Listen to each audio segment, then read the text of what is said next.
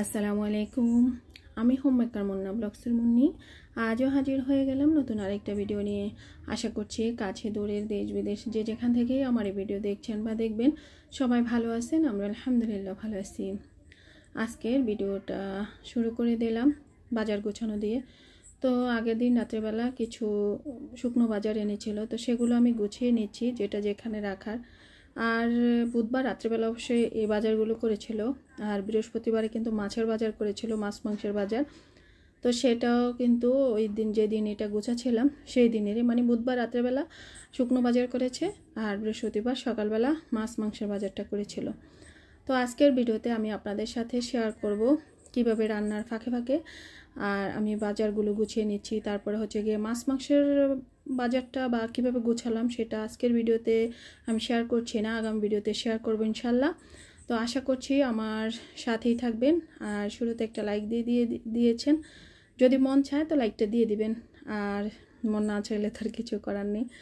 তো যাই হোক, এই যে দেখতে পেলেন ফুচকা এনেছে, তারপর হচ্ছে গিয়ে ডাল, চিনি, মেদ নুডলস, তেল, তারপর হচ্ছে গিয়ে এই বিভিন্ন ধরনের জিনিসপত্র, তারপরে ভিম লিকুইড যেটা মানে নিত্য প্রয়োজনীয় জিনিস আর কি। আর মাসের শুরুতেই কিন্তু এই বাজারগুলো আসলে করা হয়। শুধু মাসের শুরুতে যে বলছি ঠিক তা না, যখন যেটা শেষ হয় ঠিক তখনই সেটা নিয়ে আসে, কারণ আমাদের আসলে মাসকাবারি যে শুকনো বাজারটা সেটা করা হয় না, কিন্তু মাছ মাংসের বাজারটা সপ্তাহে 2 দিন, সপ্তাহে না মাসে দুই দিন করা হয় আর কি।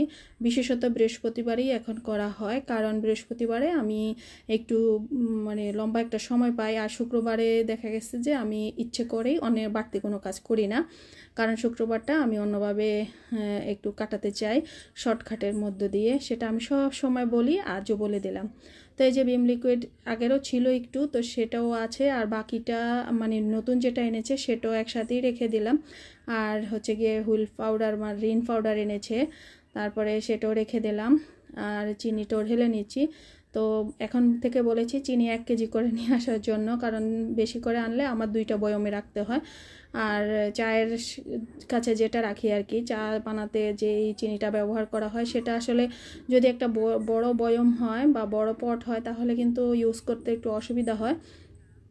তো আমার যে চিনির বয়মটায় যে চিনি লেখা আছে এটার মধ্যে 1 কেজি থেকে একটু বেশি ধরে, তো আমি বলেছি 1 কেজি যেন নিয়ে আসে, কারণ 1 কেজি শেষ হবে আবার নিয়ে আসবে, থাকতে থাকতে নিয়ে আসে অবশ্য।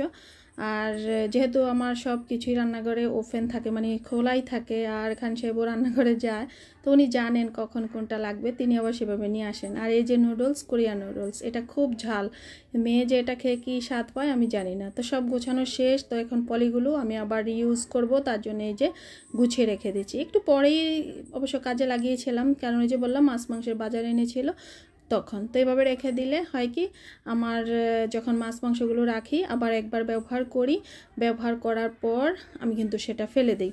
তো তাহলে হয় কি, আমার আর বাড়তি ফলিগুলো কিনতে হয় না আর কি মাছ মাংসের জন্য। তো এইভাবে আপনারাও চাইলে করে নিতে পারেন। তো আমি বাজারটা গুছিয়ে রেখে দিয়েছি, তার আগে অবশ্য আমি রুটি বেলে রেখে দিয়েছিলাম, কারণ আমার ভাই ছিল বাসায়, ওকে নাস্তাটা আগে তৈরি করে দিয়েছিলাম। আর হচ্ছে গিয়ে ছেলে মেয়ে দুজনকেই খাইয়ে দিয়েছিলাম, কারণ দুজনেই কিন্তু মেয়ে স্কুলে গিয়েছিল, ছেলে কলেজে গিয়েছিল। তো যার জন্য আসলে আমার রুটিগুলো আগে বেলা হয়ে গিয়েছিল। তো আমি এখন বেলে নিচ্ছি, খান সাহেব একটু পরেই হয়তো বা চলে আসবেন, তার জন্যই। তো আসলে আমি রুটি সেঁকতে সেঁকতে কিন্তু উনি চলে আসছিলেন। আর এইদিকে দেখেন আমি ভয়েস দিচ্ছি, বাইরে সাউন্ড হবে না, এটা হতেই পারে না। এই যে হকার মামা চলে আসছেন কত কিছু নিয়ে, তো সেটা একটু ইগনোর করি, আশা করছি আপনারাও ইগনোর করবেন। আর এইদিকে রুটি হচ্ছে গিয়ে আমাদের জাতীয় খাবার বলতে পারেন, কারণ অন্য অবশ্য নাস্তা মাঝে মাঝে করা হয়, যেমন খিচুড়ি করা হয়, চিতই পিঠা করা হয়, কিন্তু একদম ভাত খাওয়া হয় না। তবে ভাত কিভাবে খাই, ভাতও খাই না যে ঠিক তা না, ভাত খাই, তবে ফ্রাইড রাইসের মধ্যে বিভিন্ন ধরনের সবজি, তারপরে হচ্ছে গিয়ে মশলা দিয়ে যদি রান্না করে ভেজে দেওয়া হয় তাহলে সেটা খাওয়া হয় আর কি। তো ইদানিং কেন জানি মেয়ে সেটা খেতে চায় না, কিন্তু আমার ছেলের খুব পছন্দ, তা আমিও খাই, ছেলেও খায়। মেয়ের বাবা একটু অন্য টাইপ, ওনারা আবার খেতে চান না, আর ওনাদের আসলে মানে উনি খানও না কখনো ভাতটা, তার জন্য আসলে উনি খেতে চান নাই আর কি। তো যাই হোক, আমার রুটি যেগুলো আমাদের জন্য শেখা সেগুলো সেঁকে নিয়েছি পুরোপুরি, আর যেটা রেখে দেব বাড়তি ছিল আর কি, সেটা একটু হালকা সেঁকে তো আমি রেখে দিচ্ছি, এটা আবার পরবর্তীতে কাজে লাগবে। অবশ্য কাজেও লেগেছিল, কারণ ছেলে তো সকাল 6:45 বাসা থেকে বের হয়, তো ওকে একটু সেকে দিলে, একটা ডিম পোস্ট করে দিলে বা একটু চা করে দিলে ও খেয়ে যায়। মেয়ে অবশ্য খেতে চায় না ইদানিং, যেমন আজকে ভয়েস দিচ্ছি, আজকে কিন্তু মেয়ে নাকি সেদ্ধ ডিম খেয়ে গিয়েছে, একটা রুটি খেয়ে গিয়েছে, ওর বাবা করে দিয়েছিল। আর আসলে খেতে চায় না দেখে আমিও মাঝে মাঝে বিরক্ত হয়ে একদম একটা সাদাসাদিও করি না। মানে মাঝে মাঝে এত বিরক্ত লাগে কি আর বলবো। তার বিভিন্ন ধরনের অসুস্থতা আসলে সে তার খাওয়ার থেকেই হয়ে থাকে, সেটা সে একদমই বুঝতে চায় না। তো যাই হোক, আমার বাড়তি রুটিগুলো আমি হালকা সেকে তো রেখে দিলাম, তারপরে টেবিলে চলে যাচ্ছি নাস্তা খাওয়ার জন্য। তো এই যে শীতের জন্য সবচেয়ে উপযুক্ত আর মজাদার সবজি ভাজিটা করে নিয়েছি, বাঁধাকপি, তারপর হচ্ছে গিয়ে গাজর, আলু, সাথে আবার একটা মূলও দিয়েছি। আমার কাছে খুব ভাল লাগে এই সবজিটা খেতে। সিম টিম থাকলে যা আছে, ফুলকপি, সব কিছুই কিন্তু আসলে দিয়ে করা হয়। তো সময় স্বল্পতার কারণে আমি কেবল গাজর, আলু আর হচ্ছে গিয়ে বাঁধাকপি দিয়ে করে নিয়েছি, কারণ এই তিনটা একটু শর্টকাটে করা যায় আর কি। আর বাড়তি কাটতে গেলে আসলে ফ্রিজ থেকে নামাও কাটো, তার জন্য বিরক্তির জন্য আর কাটি না। যেহেতু আমার মাছের বাজার চলে আসবে, সেটা তো গোছাতে আমার সেই দিন নাজেহাল একটা অবস্থা হয়ে গিয়েছিল। তো সেটা আগামী ভিডিওতে ইনশাল্লাহ দেখবেন আপনারা। তো এই তো আমরা দুজন খেয়ে নিচ্ছি, আর এই সবজিটা না পুরো প্লেটই আমি খেয়ে নিতে পারতাম, এমন একটা অবস্থা। আমি একটু রুটির সাথে বেশি বেশি করে খাই আর কি, আমার কাছে খুব ভালো লাগে। তবে থাইরয়েড যাদের আছে তাদের জন্য বাঁধাকপি, ফুলকপিটা আসলেই না খাওয়াটাই বেটার। তারপরেও খাই, তবে ফুলকপির মধ্যে আমার মনে হয় সবচেয়ে বেশি এই থাইরয়েডের জন্য সমস্যার উপসর্গগুলো থাকে আর কি। তো তারপরে শীতকালীন সবজি খেয়ে থাকি, ঔষধও খাই, কি আর করা। আর এই তো আমরা দুজনেই খেয়ে নিচ্ছি, আর প্রতিদিন একই প্লেটে খাই, সেটা জানেন এবং দেখেনও। তারপরে সবজি আর রুটি খাওয়া শেষ, এবার চাটা নিয়ে আসছি, তবে ট্রে টু কিছুই নিয়ে আসি নাই। তো মৌরিও শেষ হয়ে গিয়েছিল, মৌরিও ধুতে হবে, সেটা খান সাহেব বলতেছিল। তখন আমি পটটা খুলে দেখলাম যে আসলে মৌরি শেষ হয়ে গিয়েছে, তো সেটা আবার রেডি করতে হবে। এক ফাঁকে সেটাও আবার ধুয়ে টুয়ে রেডি করে নিয়েছিলাম।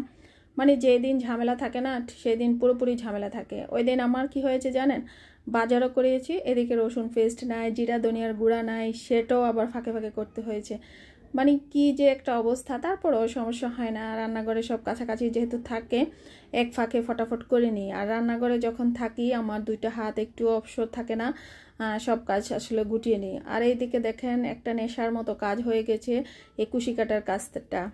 মানে যখন যেটা মাথায় ঢুকে তখন সেটা আমি একদম নেশার মতো করে করি, যেটার জন্য আসলে আমি মাঝে মাঝে বকা শুনলেও কিছু করার নাই, আমি মনে হয় যেন কানেই শুনি না এমন একটা ভান করি। তখন আর না কেউ কিছু আর বলে না, বিরক্ত হয়ে।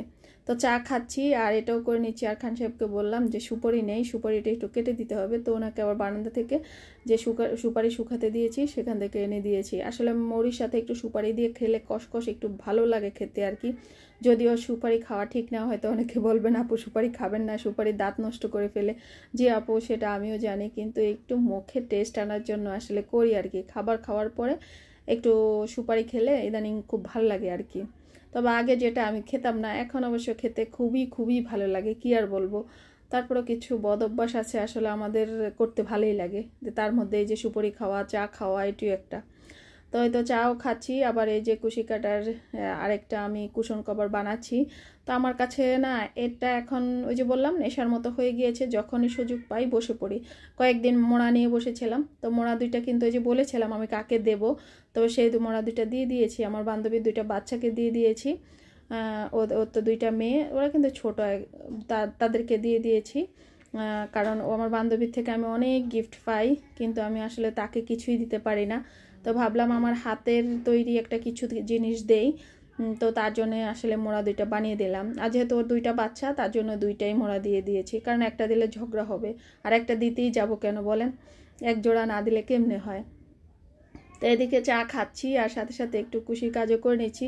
তো উনি বলতেছে তুমি তো আবার এই বসার কাজটা করতেছো, আবার মাছ মাংস সেটা আবার রেডি করবা, এতে তোমার কোমরে তো আবার প্রেশার পড়ে যাবে।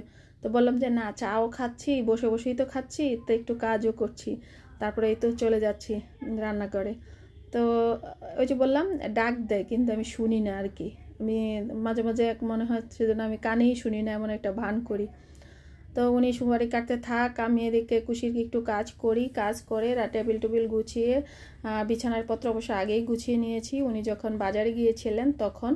তো তারপরে আমি রান্নাঘরে চলে গিয়েছিলাম। তো ভিডিওর এ পর্যায়ে যারা যারা আছেন এখন পর্যন্ত আপনাদেরকে অসংখ্য অসংখ্য অসংখ্য ধন্যবাদ। যারা নীরব দর্শক আছেন আপনাদের কাছে অনুরোধ থাকবে কষ্ট করে তো ভিডিওটা দেখেন ভাই বা বোন, যেই দেখেন না কেন প্লিজ একটা লাইক দিয়ে দেবেন। আসলে ভিডিওর অবস্থা কি আর বলবো, আমিও না এই মানে চ্যানেলটা ছাড়তেও পারতেছি না আবার থাকতেও পারতেছি না, এমন একটা উভয় সংকটের মধ্যে পড়েছি কি আর বলবো। মানে ওই যে কথায় আছে না, তিতার জন্য খেতে পারি না আর মিঠার জন্য ফেলতে পারি না, এমন একটা অবস্থা হয়েছে এখন আমার। তো যাই হোক, যতদিন পর্যন্ত আছি থাকবো ইনশাল্লাহ। তবে ওয়াচ টাইমটা আরেকটু হলেই হয়তো বা মনিটাইজেশনটা হয়ে যাবে আমি আশা করছি। তো আশা করছি আপনারা এইটুকু হেল্প তো অবশ্যই আমাকে করতে পারেন। আজ আপনাদেরকে আমি ডাইনিং টেবিল থেকে এই যে কুশি কাটার কাজটা করতে করতেই আপনাদেরকে বিদায় জানাবো, কারণ ভিডিওর একদম শেষ পর্যায়ে চলে আসছি। তো আগামী ভিডিওতে আমি কি করেছি, কি বাজার আনলো কিভাবে গুছালাম সেটা ইনশাল্লাহ শেয়ার করব। তো সে পর্যন্ত ভালো থাকবেন। আল্লাহ হাফেজ, আসসালামু আলাইকুম।